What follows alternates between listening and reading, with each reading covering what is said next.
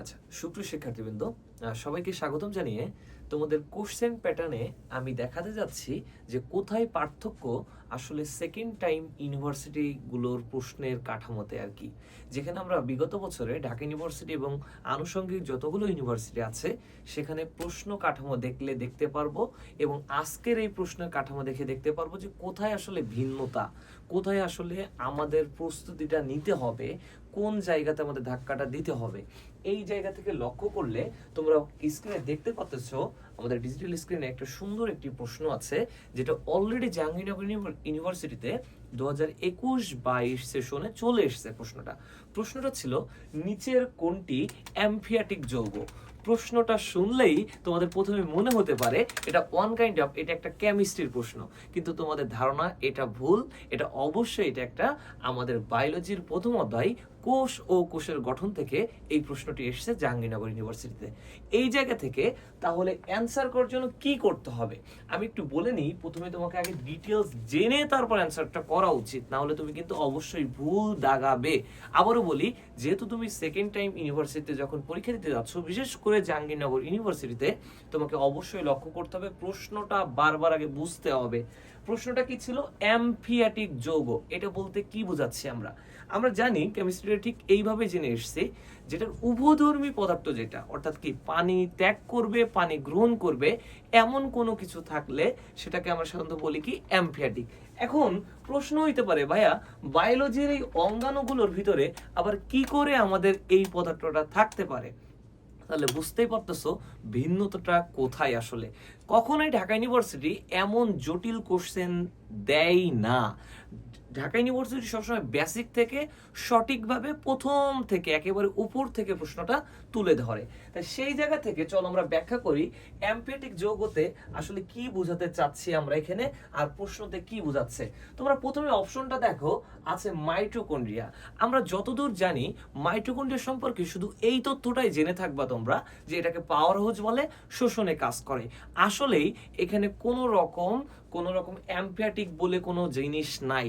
আচ্ছা, এর পরের প্রশ্নতে যাই, প্লাস্টিড। এটা জানো, প্লাস্টিড হচ্ছে একটা উদ্ভিদের অন্যতম অঙ্গাণু হিসেবে কাজ করতেছে, যেখানে উদ্ভিদের সবুজ অঙ্গ ধারণ এবং বিভিন্ন ফুলের ক্ষেত্রে কালারের জন্য এবং বর্ণহীন অনেক কিছুর জন্য দায়ী হচ্ছে প্লাস্টিড। সেখানেও আমরা অ্যামফিয়াটিক অর্থাৎ পানি গ্রহণ ত্যাগ বলে কোনো পয়েন্ট আমরা পাই না। এর পরের জায়গাটাতে আসো, এরপরের জায়গাটাতে কি বলতো, অপশন আছে প্লাজমা মেমব্রেন।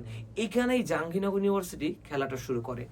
আসলে অ্যামফিয়াটিক যৌগ বলতে মূলত আমাদের বইতে যেটা আছে সেটা হচ্ছে ফ্লুইড মোজাইক মডেল। আবারও বলি, কোনটা? Fluid mosaic model.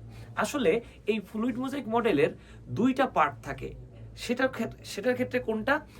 ধরে নাও ফ্লুইড মোজাইক মডেলে একটা ছিল লিপিড আর একটা ছিল প্রোটিন, যেখানে আবার ব্যাখ্যা করতে গেলে আমরা দেখেছিলাম যে একটা মাথা থাকে এদের গঠনে আর একটা লেজ থাকে। এই মাথা লেজের মধ্যে খেলাটা আছে। কি বলতো, এই জায়গায় মাথাটা হচ্ছে পানি গ্রহণ করতেছে আর লেজটা পানি ত্যাগ করতেছে, যার কারণে এই ফ্লুইড মোজাইক মডেলকে বলা হয় কি বলতো, অ্যামফিয়াটিক যৌগ। অর্থাৎ পানি গ্রহণ এবং পানি ত্যাগ করতেছে, পানি আকর্ষী এবং বিকর্ষী বলে পদার্থ কাজ করতেছে। এখন হচ্ছে খেলা এখানে, কি বলতো, আইসবার্গ মডেল বা ফ্লুইড মোজাইক মডেল বলে তো কোনো অপশন নাই আমাদের এখানে। অপশনটা কি আছে? Plasma membrane. তাহলে ভাই আমরা অ্যানসারটা দিব কি করে, বুঝবো কি করে? কাহিনীটা হচ্ছে এই ফ্লুইড মোজাইক মডেল গঠনটাই হইছে কিসের উপর ডিপেন্ড করে বলতো? এটার গঠনই তৈরি হইছে প্লাজমা মেমব্রেন অর্থাৎ ফসফোলিপিড বাইলেয়ারের উপর ডিপেন্ড করেই এই ফ্লুইড মোজাইক মডেলটা তৈরি হয়েছে। তাহলে কতটা ডিপ কোশ্চেন এবার ভাবো। আমি জানি answer fluid mosaic model, but সেটা অপশনে নাই। সেটা কোথা থেকে আসছে? সেটা প্লাজমা মেমব্রেনের গঠনের উপর ডিপেন্ড করে তৈরি করা হয়েছে। তাই অ্যান্সার হচ্ছে কোনটা বলতো? Plasma membrane. অর্থাৎ লাইসোজোম লাস্টে দেওয়া ছিল, এটা অবশ্যই হবে না। কারণ কি, লাইসোজোমকে আমরা সুসাইডাল ব্যাগ অর্থাৎ আত্মঘাতী থলিকা বলি এবং হাইড্রোলাইটিক এনজাইমের আধার বলি। সো বুঝতেই পারতেছো কতটা ডিপলি পড়াশোনা করতে হবে এবং কতটা বুঝে বুঝে আমাদেরকে অ্যান্সার করে আসতে হবে।